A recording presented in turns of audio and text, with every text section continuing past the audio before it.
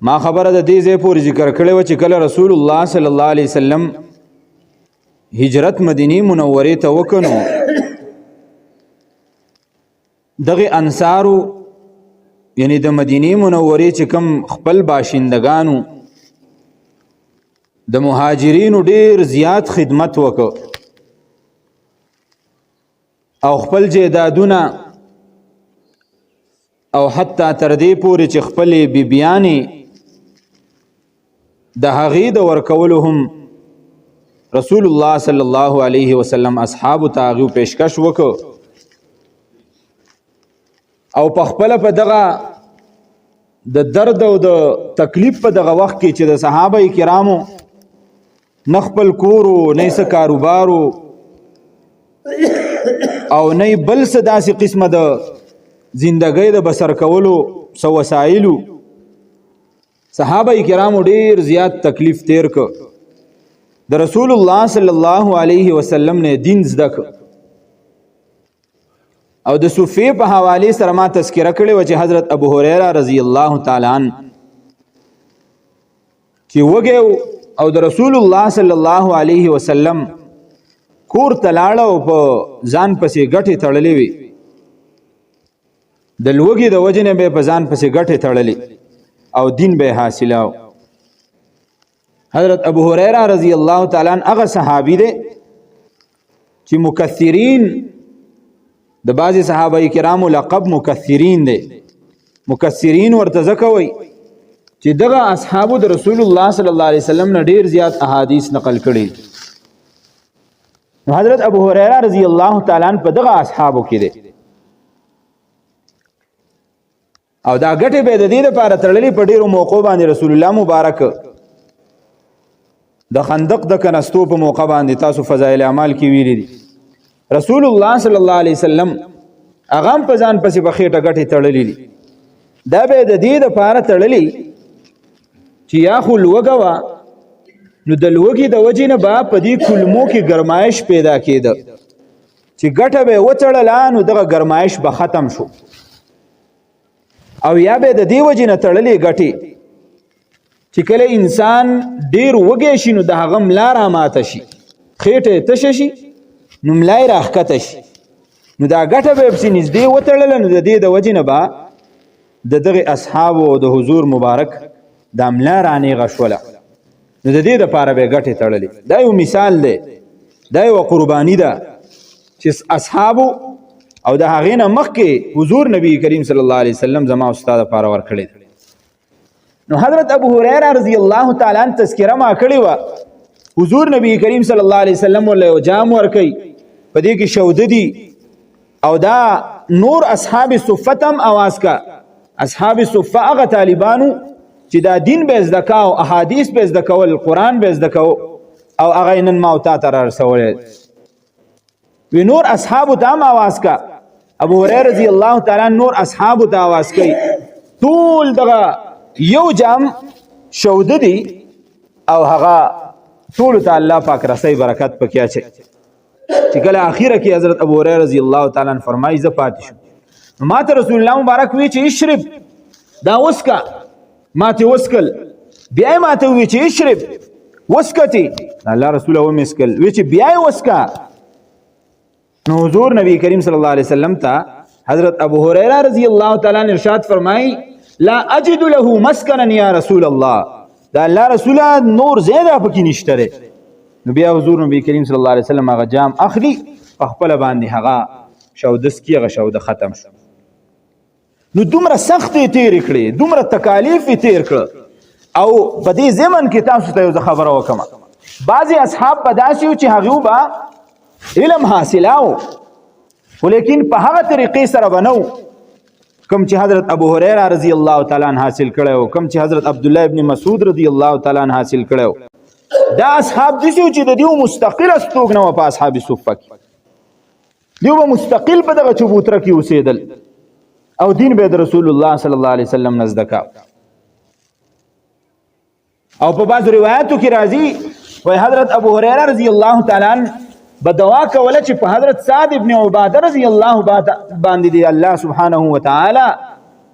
رحم او کرم وکي چې کله به ماښام هغه مسجد ته راغی نو هغه به تپوس کا او د اصحابو سترګې به وې ورته چې چا روټۍ نه خوړلې نو زما سره دې لاړ شي. رضی الله تعالی عنه دغه اصحاب بوتله د بخاری روایت ته نو د هغو که د چمړې یوه تیلی وه په هغې کې به غوړي سټور کول، غوړي به یې ورته اچول، غوړي به پکې ایښوده. نو صحابه کرام وایي مونږ به دومره وږي وو چې د هغو د چمړې هغه کومه تیلی وه نو هغه به مونږ راوشلوله، چمړې تیلی به یې مونږ ته رابار کړه، هغه به مونږ وشلوله او د هغې په ګوټونو کې چې به کوم غوړي پاتې شوي نو هغه به مونږ په خپلو ګوتو باندې راوڅټل او په خپلو ګوتو به م راوویستل او بیا به م وخوړل. نو دومره حده پورې. اوس که ستاسو ذهن ته یو سوال راځي چې یاره دا خو پردی تیلی و دوی به شلوله نو دا خو ښه کار نه کوه. د هغې جواب دا دی چې اصل کې هغه تیلی به صرف د یو پیر د استعمال وه، د یو پیر د استعمال مه وه، نو که وشلېده نو څه نقصان نه کوي، ډسپوزیبل وه. او دویمه وجه دا وه چې دا به په ګڼ باندې شلوله، په ګڼ باندې به وشلوله نو هغه ګڼ به بیا وګنډه او روغه تیلی به وله کور ته ولېږله. ستاسو ذهن ته دا قسمه سوالات راځي دي نه صرف قصه تر قصه. بهرحال نو حضرت عبدالله ابن عمر رضی الله تعالی عنه هغه هم په دغه اصحابو کې دی.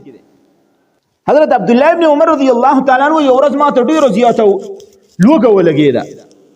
ډېر وګرځېدم خو څه راته میلاو نه شو. نو بهر ته راووتم، د خوراک په تکل کې راووتم او چې راووتم نو د یو یهودي باغ و، د هغې د دروازې څه ودرېدم او د دروازې دا کم چاو دی په دې کې مې دننه د یهودي ته کتل. نو زه د یهودي ولیدم، ما ته یې اواز وکړ چې د عمر زویه څه کې که چېرې د مزدورۍ نیت دي زما سره کس لګي راننوځه دننه. وایي زه یې دننه ننباسلم. ما ورته ویې چې څه به لاله راکې مزدوري به ستاسه کوم. ما ته یې ویې چې داسې چل به کې لس بوکې به راوباسي، د دې کوی نه به لس بوکې راوباسي او د لسو بوکو په بدله کې به له صرف یوه کجوره درکړو. ما ورته ویې چې ټیک دی. لس بوکې به مې راوویستې، بوکه تاسو لیدلي که نه دا غټ ټیم چې دومره بوکی، لس بوکې به مې دا د کوی نه راوویستلې، یوه کجوره به یې راکړه، هغه به مې وخوړل. بیا به مې لس بوکې راوویستلې، کجوره به یې راکړه، به مې وخوړله. بیا به مې لس راوویستې، کجوره به یې راکړه، وبه مې خوړه. تر دې حده پورې چې ډېرې بوکې مې راوویستلې، څه ناسه مې خپله خېټه دا راډکه کړه. چې څه ناسه مې خېټه راډکه شوله نو دروازه مې کولاو کړه، ایسته راووتمه. نو یهودي را باندې اواز وکړه چې چېرته ځې؟ او حضرت عبدالله ابن عمر رضی الله تعالی عنه وایي په دغه ټیم کې د یخنۍ موسم و، سخته یخني وه، زما سره د اغوستلو دپاره ګرم څه شی نه و. نو یو سرمن مې په دې سر کې سوری کړه او خپل وجود ته مې ور واغوستوله. نو چې څنګه مې ور واغوستوله نو داسې هډونه یې زما نه داسې کولاو کولاو پاتې شو. نو اصحابو راته ویل چې دا دې څه شی اغوستی دی؟ نو د کجورې د پاڼو یو د میزره مې جوړ کړ، هغه مې چې کوم دی نو په دې املا کې داسې وتاړه او په هغې کې به ګرځېدم، بل را سره هېڅ نه و. دومره مې واغوسته هغه چې اخره کې د هغې نه چې کوم دی نو د چمړې خپل بوی یا که بوی ترې روان شو، نو بیا مې لرې کړه. نو یهودي را باندې اواز وکړ چې چېرته روانې؟ نو ما ورته ویل چې د رسول الله مبارک خوا ته ځم. وایي چې تا خو ډېرې بوکې راایستې، راځه چې حساب کتاب وکړو، د هغې له څه اجرت مزدوري درکړم. ما ورته ویل چې دغې مزدورۍ ته مې کار نشته دی، هسې نه د رسول الله صلی الله علیه وسلم درس نه پاتې شي، د رسول الله صلی الله علیه وسلم حدیث نه پاتې شي. لاړم او د رسول الله مبارک نه مې احادیث واورېد، دومره سختې برداشت شو. همدغه وجه ده دا ګوره د دین طالبانو چې د دین د طالب څوک قدر وکړي نو الله پاک وله بیا ګوره ډېر لویه درجه ورکوي. دغې انصارو د دې خلکو ډېر زیات خدمت کړی، دومره لوی خدمت یې وکړ چې رسول الله صلی الله علیه وسلم ارشاد وفرمایا اصحاب مهاجرین دا په یوه لاره باندې روان شي او انصار په بله باندې روان شي، نو زه به د انصارو سره چې کوم دی نو په دغه لاره باندې ځم. دومره مینه یې ورسره کړې وه. او حضور نبی کریم صلی الله علیه وسلم ارشاد وفرمایا د انصارو سره مینه او محبت کول دا د ایمان جز دی، د ایمان حصه ده.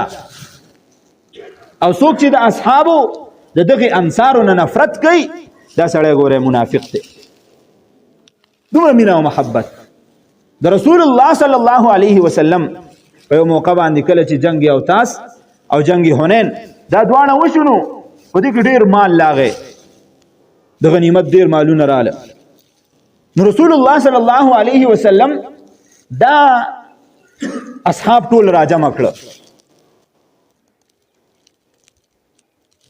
نو ډیر مالی مهاجرینو له ورک، چاله سلو خان ورکړو، چاله 50 ورکړو، چاله دومره بيزي ورکړي، چاله سونا، ډیر مالونه ولا ورکړ. نو د انصارو چې کوم نوجوانانو نو هغه تو مې شروع یاره مونږ ته سم اعلان نو ګوره زمونږ د دین لپاره څومره خدمات دی. او حدیث کې راځي د انصارو د نوجوانانو وی چې لا وسم زمونږ غوتی په وینو باندې د اسلام د لپاره لمدي دي. رسول الله مبارک مو له سرانک رسول الله مبارک ته پته ولګید. حدیث کې راځي وای حضور نبی کریم صلی الله علیه وسلم یو غټ تنبو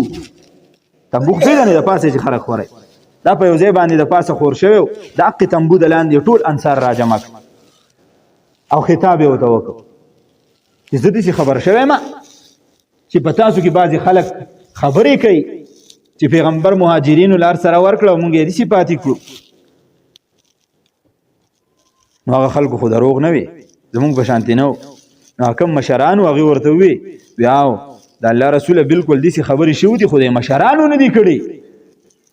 کشرانو دا خبرې کړي دي. حضور نبی کریم صلی الله علیه وسلم خطاب وکړ او انصارو ته حضور نبی کریم صلی الله علیه وسلم وفرمایل چې ستاسو دا خوخه نه ده چې څوک د ځان سره سونه ویسي خپل کور ته، چاندي ویسي، څوک ګړي بوزي، څوک اوښان بوزي، او تاسو خپل کور ته د اخیری زمانې دا پیغمبر محمد رسول الله بوزي. هغې ورته ویې ولې نه ده خوښه؟ نو زه ستاسو څه ځمه که نه مدینې منورې. دومره مینه او محبت د رسول الله صلی الله علیه وسلم د هغې سره و. نو د خبرې مقصد او غرض دا دی رونو چې دا د دین طالبانو دغه خلکو ول ډېره لویه غاړه ورکړله. زمونږ په دې نږدې زمانه کې یو مفسر تیر شوی دی، ابن جریر نومې دی، محمد ابن جریر. دغه د خپل تفسیر کې یو قصه لیکلې ده، وایي مونږ په هندوستان کې وو، د یو ملا صاحب سره د هغې نه هم تعلیم حاصله نو علم هم ته حاصله اوس خو په دې بعضو مدارسو کې چې کوم دی نو دا وظیفې او پخوانه په هندوستان کې دا قانون نه و چې دی هغه د هندوان غیر چاپېره اوسېده. نو زموږ سیستم دا و چې د کور نه به هم څه کمه خرچه ویوړه، حقه به هم خوړه چې ختمه به شوه چې واپس به کور ته راړو، خرچه به هم ویوړه، بیا به هم هغومره وخت تېراو. په یو جومات کې مونږ اوسېدونو بهر ته راووتو د یو هندو دوکان. نو مونږ ته یې وی چې طالبانو چېرته ځئ؟ مونږ ته وی چې مونږ کومه خرچه راوړې وه نو خرچه ختمه شوه، اوس واپس کور ته ځو. وی چې کور ته مه ځئ، ستاسو چې څومره خرچه لګي زما د دې دوکان نه یې وړئ او دا بل زه در کوم. وی مونږ ته هسې هغه لباسي غونده کې مونږ وی چې چاته خبره یې وکړه چې مونږ ته وی چې نه بس الله دې اجر درکړي. وی چې نه ستاسو خرچه زه در کوم، ځئ جومات ته واپس. مونږ جومات ته به ننوتو، تعلیم به ماسیله او حقه به هندو به د خپل دوکان نه مونږ له څیزونه رالیږل ښه برابر مونږ به خواړه، حتی تر دې پورې چې زمونږ علم مکمل شو مونږ خپلو کورونو ته واپس راغلو. دغه ملا صاحب وایي محمد ابن جریر طبري یو ورځ وایي زه لاړم حرم شریف ته د عمرې دپاره، طواف کومه ناڅاپه مې په یو سړي باندې نظر ولګېد. نو خواله یې ورغلم، ما ورته وی چې ته خو د هندوستان نه یې؟ وی چې یم. ما وی چې ته خو پلانکی دوکاندار نه یې؟ وی چې یم. ما وی چې دلته کې څنګه؟ وی چې ما ته څوک یې، څنګه ما پیژنې؟ وی چې زه په هغه جومات کې چې کوم طالب علم وم نو زه هغه طالب علم یم او تا زه د هغې د وجې نه پیژنم، خو ته څنګه دلته کې راغلی؟ دغې سړي وایي هزارو قطار وجړل. ما ته یې وی چې اصل کې کله چې تاسو را رخصت شوئ، ستاسو تکمیل د علم وشو او دا خرچه به ما تاسو له درکوله، نو ما خوب ولیده خوب کې مې دا ولیده چې یو ډیر بهترین انسان راغی او ما ته وایي چې تا زما د دین د خادمانو خدمت کړی دی، د دین د زده کوونکو خدمت دې کړی دی، او زه د آخري زمانې دقه پیغمبر محمد رسول الله ما، او د الله په کتاب کې زه دې زیری درکولو راغلی ما چې د الله په کتاب کې ته مسلمان لیکلی شوی او ته به جنت ته داخلېږي. د څه د وجې نه؟ د دین د طالب د خدمت ته وایي. او دغه سړی قصه وایي، دا ما ته قصه کوي چې په دې کې ما د خپله کور والا رایخه کړه چې دا قصه ورته بیان کړم چې ما داسې خوب ولیده. نو د کور والا راته وویل چې ولې دې رایخه کړم؟ ما ویل چې ولې؟ وی چې د آخري زمانې پیغمبر محمد رسول الله له خوب کې راغلی. ما وی چې څه ورته وي؟ نو دقه خوب یې خپل کور والا دام بیان کړه چې ما ته وی چې ته د مسلمانو د الله په کتاب کې لیکلی شوی او ته به جنت ته داخلېږي. حتی تر دې پورې چې زمونږ په کور کې دقه خوب 14 کسانو لیدلی و. دا د دین د طالب د خدمت ته وجې نه الله پاک څومره لوی مقام ورکړي. دغه انصارو د دغه مهاجرینو خدمت به کاو، الله پاک ول دومره لوی اجر ورکړي. او دغه مدینه منوره الله سبحانه وتعالى ورته څومره لوی مقام ورکړي، دومره لوی مقام ورته ورکړ چې ما بین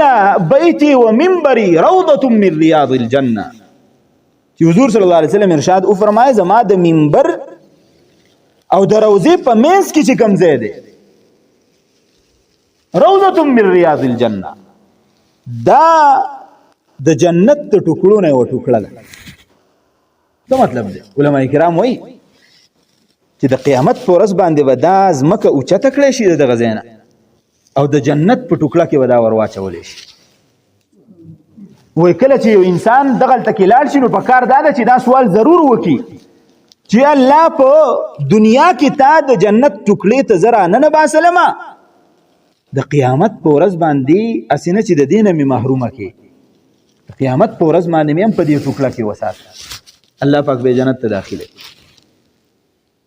او دومره لوی اجر دغه ځای له الله سبحانه وتعالی ورکړ چې کله محمد رسول الله هجرت وکړ نو بار بار به زړه کې دا راتله چې ګوره ما به هلته عمره کوله، دلته کې اوس عمره نشته، اوس څه وکړو؟ نو الله سبحانه وتعالی ورته د قبا دغه 2 رکعاتو نفلو د منځ اجر او ثواب دومره کړ چې چا په دې مسجد قبا کې 2 رکعاته نفل منځ وکړ دا داسې ده لکه چې د عمره کړي. نو په دغه هجرې کې دا قسمه کارونه وشو. دویم کار چې کله رسول الله صلی الله علیه وسلم هجرت وکړ نو 14 میاشتې محمد رسول الله دا کعبې ته دغه ته منځ وکړ مسجد اقصی 14 میاشتې. نو بار بار به زړه کې راتله چې کعبه خو کعبه ده، او چې کله رسول الله مبارک په کعبه کې نو په داسې انداز باندې به ودرېده چې هم مخ کعبې ته راشي او هم مخ بیت المقدس ته راشي. بیا چې کله هجرت وکړو نو 14 میاشتې د الله په حکم سره چې رسول الله صلی الله علیه وسلم ته منځ فلسطین یعنی بیت المقدس طرف ته کوه. 14 میاشتې دغه منځ وشو. بیا رسول الله مبارک یو صحابي د هغه خواله تللی و بیمار پرسیله، مسجد بنو حارثه دا هلته کې یو جومات په هغه وخت کې مسجد بنو حارثه نوم او اوس نوم دی مسجد قبلتین. رسول الله مبارک د ماسپښین منځ کا، ماسپښین منځ کې 2 رکعاتې کړي دي او 2 رکعاته ورته پاتې دي. په دې کې جبرئیل امین راغی او دا آیتونه نازل کړه چې فولي وجهک شطر المسجد الحرام، ته مسجد حرام ته خپل مخ چې کوم دی نو دا موړ کا، مسجد حرام طرف ته تاو شه. رسول الله مبارک د هغه ځای نه راغی او په سب کې مخې ته راغی دې طرف ته ودرېده، صحابه کرام چې کوم دی نو هغه پسې هم راتاو شو. نو اقا مسجد ته اوس مسجد قبلتین ویلی کېږي. دا کوم ملګري تلي نو دې وبلیدلي کوم خیال کړی یو محراب پکې دې طرف ته دی او یو محراب چې شاته وګورې نو هغه آیتونه لیکلی شوي دي محراب نشته دی البته په دروازه باندې د پاسه هغه چاپ جوړ شوی دی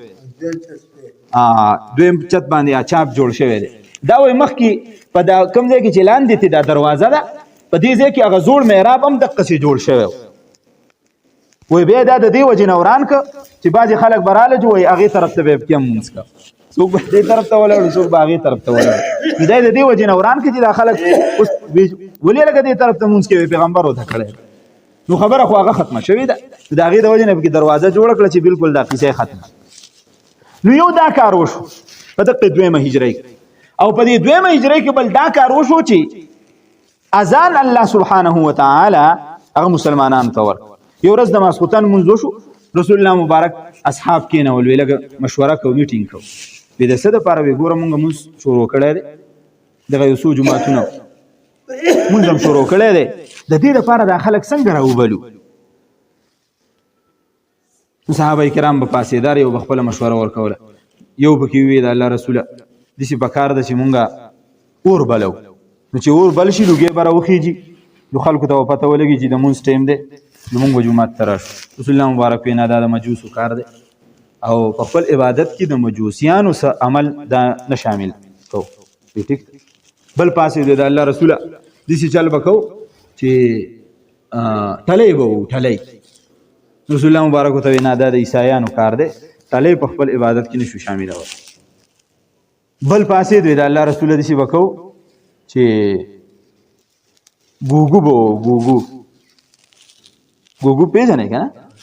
ګوګو به وینا نه دا ګوګو به هم نه وو ځکه چې دا د یهودیانو کار دی چې هغه د خپل عبادت لپاره ګوګو وایي وی څه به وو یو صحابي پاسې د الله رسوله بس ګرځو به اواز به کوو چې الصلاة جامعه الصلاة جامعه الصلاة جامعه لمونځ د ودرېدو ټایم دی لمونځ د ودرېدو ټایم دی خلک به راځي په دقې باندې اتفاق وشو صحابه کرام رخصت شو په دې کې یو صحابي دی هغه د شپې خوب ویني عبدالله ابن زید ابن عبد ربه هغه خوب ویني چې د الله رسول چې زه په یو بازار کې ګرځم د مدینې منورې او د خلکو سره دغه ګوګوان ورسره دي دا ښکرونه ورسره دي نو ما ورته وی چې دا به لالرانه کې نو هغه ما ته وی چې څه پکې ما ورته وی چې زه پې خلکو ته به د مونځ خبرداری به پې ورکوم وی چې د دې نه راته ښه کلمات ونه ښیم ما وی چې وښایه وی چې دا وایه الله اکبر الله اکبر تر لا اله الا الله ما وی چې سهار چې رالم رسول الله مبارک ته مې وی چې داسې خوب مې لیدلی رسول الله مبارک راته وی چې دا خوب چې کوم دی دا بالکل حق سچ خوب دی او رسول الله مبارک ورته ځکه وی چې دا حق سچ خوب دی چې کله رسول الله صلی الله علیه وسلم کله معراج ته تشریف وړی او بر اسمانونو ته د معراج په شپه باندې نو هلته کې ورته الله سبحانه وتعالی دا کلمات ښودلي وو خو رسول الله مبارک ته مقام نه معلوم چې دا په کوم ټیم کې زه وویل نو ځکه ورته ووی چې دا حق سچ خوب حضرت عبدالله ابن زید ابن عبد ربه ته رسول الله مبارک وی چې ته پاسه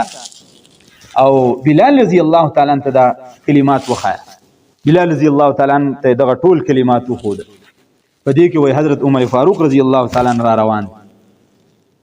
په دې کې سوال له صحابه کرام چې کوم دین وغراله او چې بیګا شپه د الله رسول هم دغه خوب مونږ هم لیدل دغه مونږ دغه اذان چې کوم دین په دغه وخت دا جاری شو او په مختلفو مساجدو کې به دغه اذان دغه ویل کېده حتی تر دې پورې چې په مکې مکرمه کې اولنی اذان حضرت بلال رضی الله تعالی هغه وکړ چې کله وی بلال رضی الله تعالی نه چا تاسو وکړ چې تا ته دا پته و چې رسول الله مبارک به تا ته وی چې ته اذان وایه وای نه ما ته چېرته دا پته وه ما خو چې غټ صحابه کرام موجود دي مشران موجود دي هغوی ته رسول الله مبارک وایي چې ته اذان ووایه رسول الله مبارک حضرت بلال رضی الله تعالی عنہ ته اشاره وکړه چې قم یا بلال فأذن فإنك أرفع وأدنى صوتا ځکه چې ستا اواز هم اوچت دی اواز دې هم ښایسته دی وخېږه کعبې ته او د کعبې د پاسه باندې چې کوم دی نو اذان ووایه د کعبې د پاسه حضرت بلال رضی الله تعالی عنہ دا اذان وی اولنی په فتح مکې په موقع باندې حضرت ابو محذوره رضی الله تعالی عنہ د مکې مکرمې دا مستقل مؤذن مقرر شو او دا څنګه مقرر شو کله چې د اوتاس او د حنین رسول الله مبارک کله را واپس کېده نو په لاره کې صحابه کرامو دمه واچوله. رسول الله مبارک بلال رضی الله تعالی عنہ ته ورشه اذان وایه. نو ماشومان لکانو هغه د بلال رضی الله تعالی عنہ پیخې کولې چې بلال رضی الله عنه به الله اکبر جو ماشومان به الله اکبر. نو چې کله اذان ختم شو نو رسول الله مبارک صحابي ته راوي نیسي او په ماشومان بس یې منډه کړه. چې کله ور منډه کړه نو ټول وتښتېده. ابو محذوره رضی الله تعالی عنہ فکر راونی چې کله دې راونی رسول الله مبارک دې ما خواله راول وی تاسو وی جدا وتا کلمات وی الله اکبر الله اکبر اشهد ان لا اله الا الله اشهد ان لا اله الا الله اشهد ان محمد رسول الله اشهد ان محمد رسول الله. نو چې کله دا ځای وی چې اشهد ان لا اله الا الله نو هغه خو الله نه معنا نو دا ځای به دې پټ وند کیږي. ابو محذوره رضی الله تعالی لا ایمان نه راوړې معصوم دی په دې ټیم. رسول الله مبارک ځان تر نږدې کې او په دې سینه باندې ولا لاس راخ کو دوی په دویم ځلې ته بیا وایا. نو دا ابو محذوره رضی الله تعالی عنہ وی چې کله رسول الله مبارک زما په دې سینه باندې لاس راخ کو دنو د دې د وجه نه زما زړه ته ایمان ورکو چې اذان می کله ختم کو په می ماته کړي رسول الله مبارک ته وی چې تراته کلمه وایا په ټیم کې مسلمان شو. رسول الله مبارک مستقل مؤذن د مکه مکرمه وګرځاو. آینده جمعه کې با د هجرت متعلق چې کوم نور واقعات یا ذکر کو. واخر دعوانا الحمدلله رب العالمین.